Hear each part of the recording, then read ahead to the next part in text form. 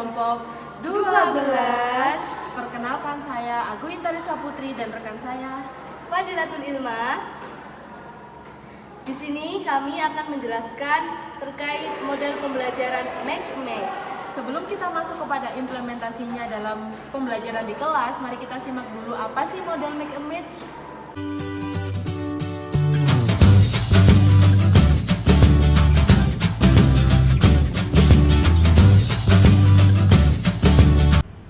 Make-Match merupakan salah satu model pembelajaran kooperatif yang menuntut siswa untuk mencari pasangan, kartu soal, dan jawaban yang telah dibuat atau disediakan oleh pendidik sebelumnya.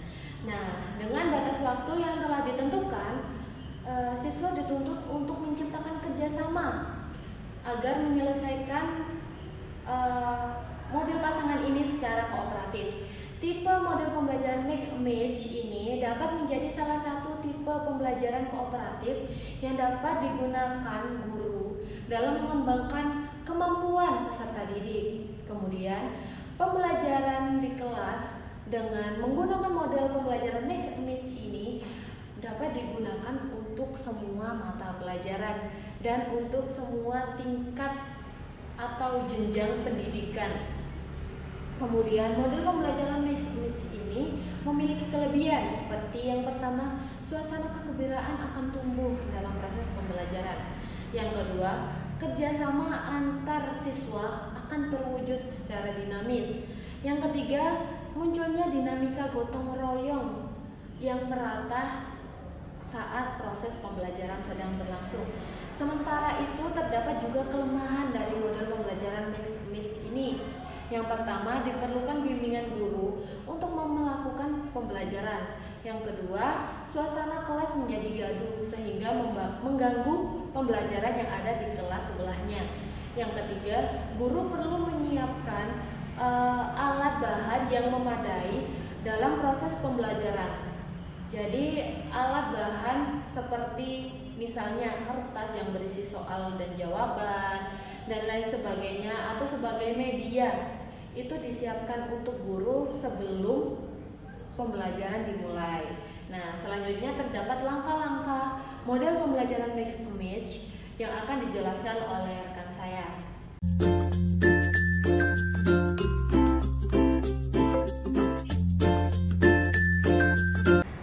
Di sini saya akan menjelaskan terkait implementasi model pembelajaran Make-Match. Model pembelajaran Make-Match merupakan salah satu tipe pembelajaran yang bersifat kooperatif. Oleh karena itu, setiap langkah-langkahnya haruslah disesuaikan dengan tujuan pembelajaran kooperatif. Menurut Rusman, langkah-langkah model pembelajaran Make-Match ada 7.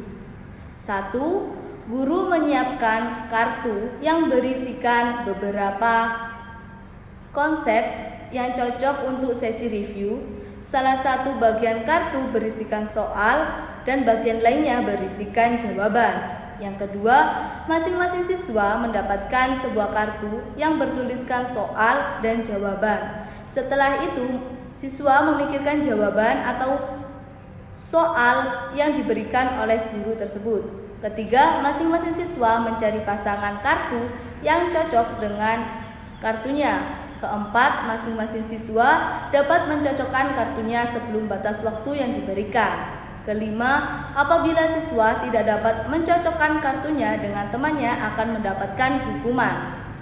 Keenam, setelah satu babak, kartu dikocok lagi agar tiap siswa mendapatkan kartu yang berbeda.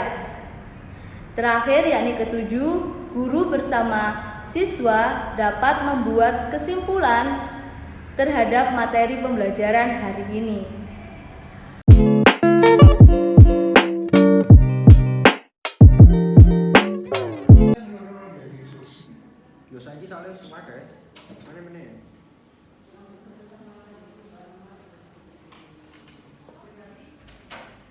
Assalamualaikum warahmatullahi wabarakatuh. Waalaikumsalam warahmatullahi wabarakatuh. Selamat pagi, apa kabar? Selamat pagi, alhamdulillah baik. Hari ini ada yang nggak masuk? Ada. Siapa?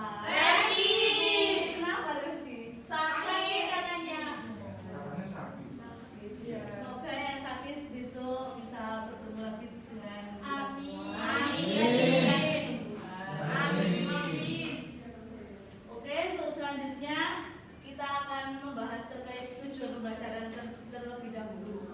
tujuan pembelajaran untuk hari ini yaitu ada 3. Yang satunya yaitu siswa mampu menjelaskan mobilitas sosial dengan bahasa sendiri setelah membaca buku paket.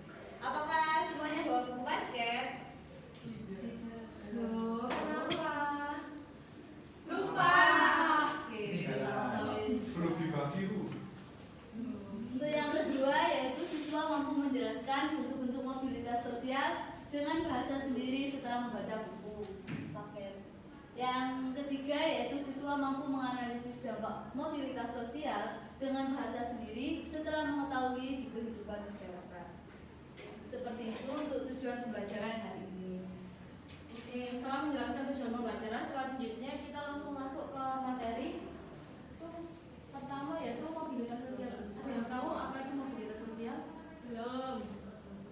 Mbak Iza, silakan. Perpindahan. Perpindahan apa? Bisa derajat atau status seseorang atau ya itu sih.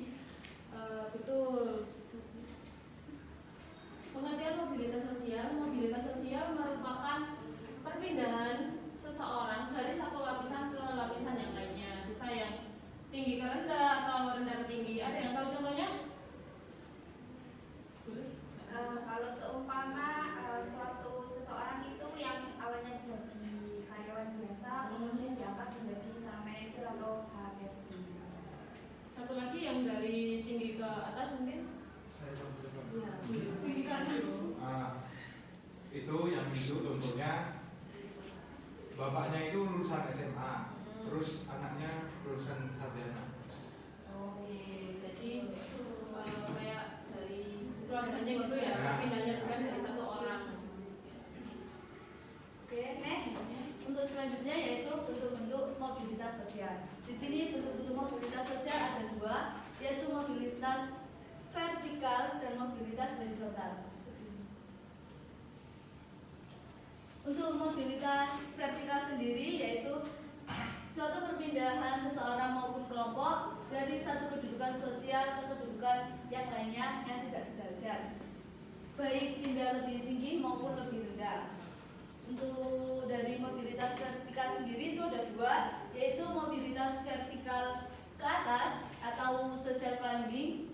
Yang kedua yaitu mobilitas sosial ke bawah, yang mana mobilitas vertikal ke atas tersebut merupakan perpindahan adanya perpindahan dari status kedudukan seseorang ke lebih tinggi gitu. Untuk yang kedua yaitu mobilitas sosial ke bawah atau social sinking merupakan adanya perpindahan status kedudukan seseorang lebih rendah. Apakah ada yang tahu contoh dari mobilitas vertikal ke atas? Mungkin contoh dari mobilitas sosial, mobilitas vertikal ke atas tadi yang seperti dicontohkan oleh Mbak Nadifa, dan mobilitas sosial ke bawah seperti yang dicontohkan oleh Mas Omar. Oke, next. Untuk selanjutnya yaitu mobilitas horizontal. Mobilitas horizontal sendiri yaitu sebuah perpindahan sosial seseorang maupun kelompok orang dalam lapisan sosial yang sama. Seperti itu. Mungkin di sini ada yang tahu contoh dari mobilitas horizontal sendiri. Oke, Mbak Iza. Horizontal itu kan tidak terjadi perubahan status seseorang ya, hanya berpindah saja. Misalkan di sini ada seorang dokter yang tadinya itu bertugas di Malang, terus dipindahkan tugas ke Surabaya. Nah itu kan dokter itu mengalami mobilitas, tapi hanya berpindah tempat kerja saja, tapi status dia tetap menjadi seorang dokter. Nah itu menurut saya contoh mobilitas horizontal. Betul, seperti itu. Mungkin untuk contoh lainnya bisa seorang kepala sekolah yang dipindahkan ke sekolah awalnya sekolah 1 SMA Malang, terus orangnya dipindah ke SMA 2 Malang, tapi tetap menjadi kepala sekolah seperti itu. Oke, bisa dilanjut. Nah, terdapat dampak dari mobilitas sosial ada positif dan negatif. Untuk yang pertama, dampak positif mobilitas sosial terdapat mendorong seseorang untuk lebih maju. Yang kedua, mempercepat tingkat perubahan, dan yang terakhir meningkatkan integrasi sosial. Untuk selanjutnya yaitu ada dampak negatif. Dampak negatifnya tersendiri yaitu ada 2, terjadinya konflik dan juga adanya gangguan psikologis seperti itu.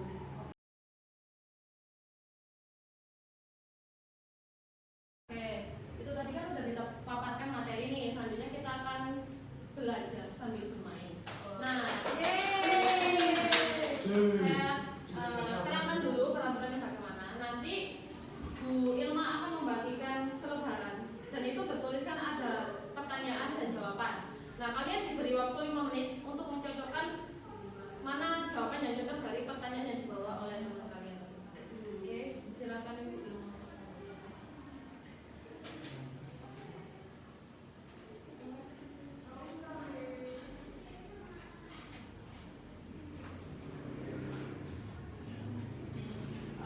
Waktu 5 menit dimulai.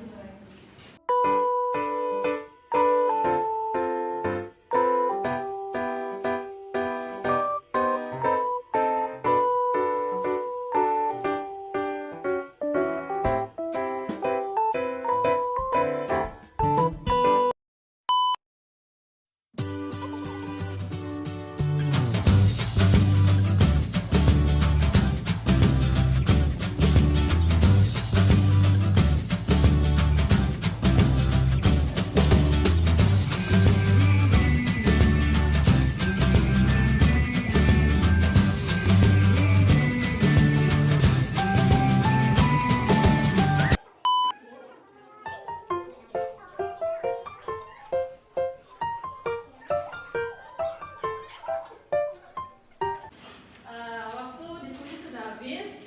Sudah menemukan pasangannya masing-masing? Sudah. Bisa duduk bersama Yang depan belakang. soal di depan, yang jawaban di belakang. Oke, baiklah.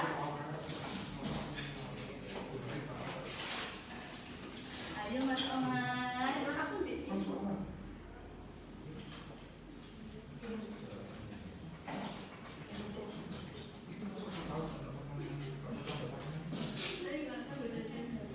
Ada yang mau maju ke depan? Oke, Mbak Linda. Silakan dengan pasangannya mau ke depan. Bisa dibacakan kepada teman-temannya. Untuk pertanyaannya, Pak Amir mengajar SMA sebagai seorang guru. Setelah beberapa tahun, ia kini menjabat sebagai wakil kepala sekolah di bidang kurikulum. Kasus ini merupakan contoh mobilitas sosial, mobilitas vertikal ke atas atau sosial tinggi. Kenapa kok disebut mobilitas sosial ke atas? Pindahnya bagaimana? Karena Pak Amir ini kan yang awalnya itu menjabat sebagai guru biasa, lalu jabatannya itu naik, yaitu berubah menjadi wakil kepala sekolah bidang kurikulum. Nah, itu menunjukkan bahwa kinerja Pak Amir ini baik, berarti dia berpindah statusnya dari seorang guru biasa menjadi wakil kepala sekolah. Oke, betul.